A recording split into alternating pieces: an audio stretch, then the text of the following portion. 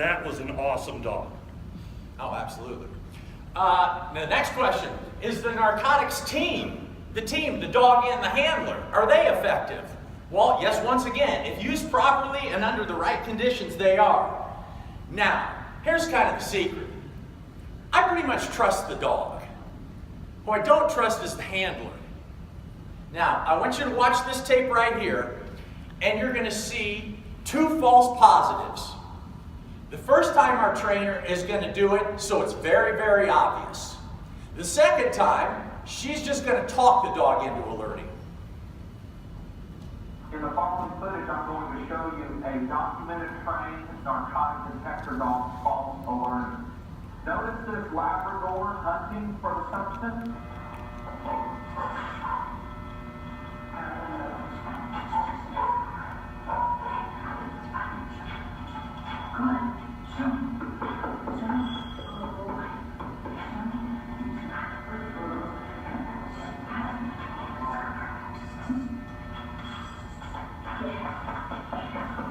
Despite this, every cop in the room is going to say, I saw the dog alert. I saw him scratching. There are no substances there at all, and the canines indicated. It's clear and plain to see there are no narcotics there. Now watch, she'll continue getting the dog to alert, talking the dog into alerting. Remember this, it is not the dog's fault. It is not the dog actually lying. Even the defendant in that situation, when he comes to talk to us, he's going to go, well, yeah, I saw the dog pawing. And, you know, no canine officer, if you've ever cross-examined these guys, is going to admit to anything. So, what about that handler? They're only good when both of them are working together, and they're working together honestly. Now, the big question is, how can we get the canine handler to work honestly? Now, in this situation here, we have two police officers, one on the left and one on the right. One of those police officers is a judge on the street.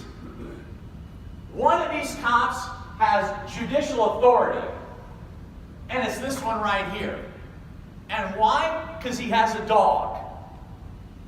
If a police officer walks up to your luggage and says, I smell a little bit of coke in there, I'm going to search it. Totally illegal. If he has the dog in his hand and he walks up and says, hey, my dog said you got coke, now it's a search. There are other jurisdictions that every citizen encounter when they involve a canine are videotaped, so they can be subject to judicial scrutiny. One of the things in El Paso is we're not seeing too many videotapes. I see them occasionally, and I'm seeing them more and more and more, and I really like the fact that I'm seeing these videotapes because they will give us a lot of wiggle room. A lot of wiggle room. Of the cases I've got where the encounter is on tape, I've had remarkable results with them. Because until now, well, and even now, drug dog stuff is shrouded in secrecy. You can't go and get trained how to be a canine handler. Police only. All right? So they hide behind this veil of secrecy. But once you start videotaping and once you start understanding the behavior, you can attack it. Now, some things that I want you to look for. I'm going to show you a video coming up here, and I want you to watch behavioral changes. Well, Jerry, you want to tell them? Right. You want to look for that behavioral change. Again, to reiterate what I said before, 3 parts to the actual alert. The dog catching the scent, the change of behavior, and the bracketing, and then the final response. Without any one of those 3, in my opinion, you don't have a proper alert. I am just as concerned about a dog that only shows the change of behavior but does not sit or scratch as I am the dog that goes right from a presentation to bam, parking his butt on the ground immediately without showing that change of behavior. That tells me the dog's not on odor. He didn't show the curiosity. He didn't show the active sniffing behavior. So the 10 to 20 seconds before the dog actually alerts is just as important, if not more so, than the alert itself. Now, you mentioned bracketing. Let me explain that real quick. I'm going to put these are mints. Nancy, you're going to blow on those mints. when she blows on those mints, she's creating a scent cone. And the scent cone is going to kind of radiate out like this. A dog is going to be able to tell the edge of the sniff cone from where it's really dense and where there's no scent at all. So what the dog's going to do is the dog's going to bracket back and forth until he gets the scent. Now, I want you to think that you're going to motion to suppress after this lecture, and you got a hold of the videotape, all right? And your client's just paid you $10,000, $20,000. He's paid you big dollars. And you're going to go in there and you're going to argue that this wasn't an alert and this case should have been dismissed.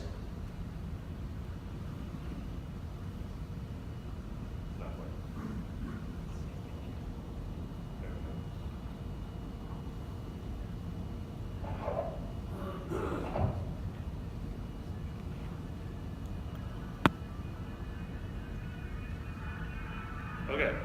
Put your hand up when you think you see the dog show a behavior change.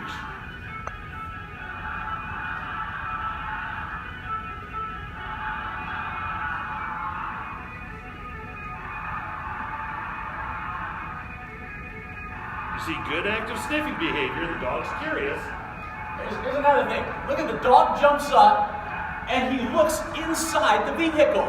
Is that a free air sniff? Not even close to a free air sniff. Completely improper. What'd you see right there? Dog wanted to be anywhere but at this vehicle right now. He's communicating to his handler. Now, once I explain the case law to you, you're going to see under about, 4 or 5 different cases, this is already improper. And at this point, your client's excited. He's thrilled. And you know what? You guys are going to be rock stars. Thunder! Look how much time this handler is spending detailing this vehicle, making all these excessive presentations. Anybody see an alert yet, rock stars? Judge ain't going to see an alert either. On cross-examination, what is this guy going to say? That the dog alerted? And you're going to ask him, well, when did he catch scent? When were the behavioral changes? Show me that on the video. When does he sit? When does he scratch? Why do you keep having to tap back, officer? You just tap back over and over and over again. That's cueing the dog. If you keep saying to somebody, have you ever seen an alligator eat an apple? You ever seen an alligator eat an apple? You ever seen an alligator eat an apple? Pretty soon somebody's going to go, yeah, I've seen an alligator eat an apple. It's the same thing with the dog. You keep asking the dog the same question, sooner or later he's going to alert. What this video tells me is that this handler went into this search being told ahead of time, there's drugs in that vehicle, go find it.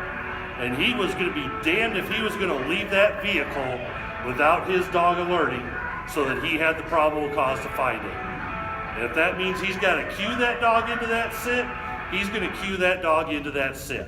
Now, in the full-length video, we go through this 3, 4, 5 times. He takes the dog away, gives him a little break, then he has to come back, but never one time in this did he alert. Now, you're going to be asking yourself, Uncle Dereck, how do we get a hold of these canine videos? And I'm seeing a lot more of them. Deputy Elias, who's the best at stop and talk. The best at it always wears a body cam. DPS, I've noticed that they always got the camera running. So I've got a lot of videos from body cams and I've got a lot from DPS. But other than that, Task Force refuses to use them. Refuses. Why? Because you can challenge them. You can see what kind of nonsense they're pulling. Here's kind of my suggestions of what we need to do as trial lawyers.